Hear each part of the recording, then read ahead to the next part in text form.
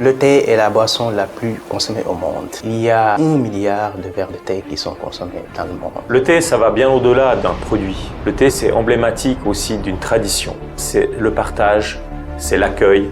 La Thaya est un thé, à la différence de l'infusion, c'est un savoir-faire, c'est une recette, c'est une préparation. Ça prend 30 minutes pour être préparé.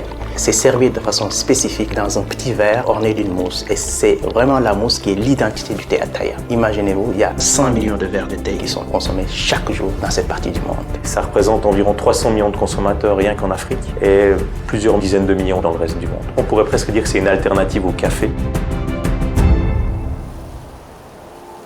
Nous avons mis en place une unité de production qui fabrique des capsules de thé liquide concentré. Notre leitmotiv, c'était de conserver la manière de produire le thé afin qu'il conserve son goût, sa texture. Ce procédé a été breveté sur une dizaine de pays. Ensuite, nous avons travaillé sur une machine et c'est bien là la révolution de T-Ways. Ce que les consommateurs ont apprécié, c'est le fait qu'ils avaient un produit comme à la maison. Qui peut être servi en quelques secondes.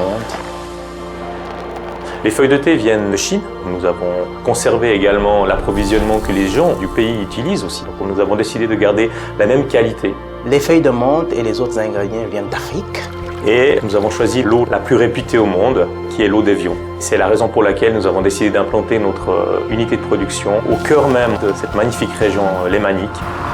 Il n'y a aucun colorant, il n'y a aucun adjuvant qui a été rajouté à ce produit. C'est un produit issu d'ingrédients 100% naturels.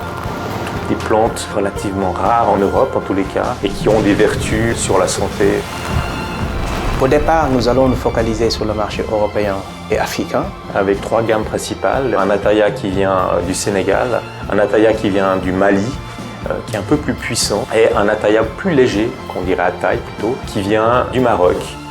Bien entendu, nous allons rapidement aller découvrir d'autres cultures de thé à travers le monde, comme les Émirats, comme l'Inde, pour pouvoir proposer davantage de capsules toujours authentiques.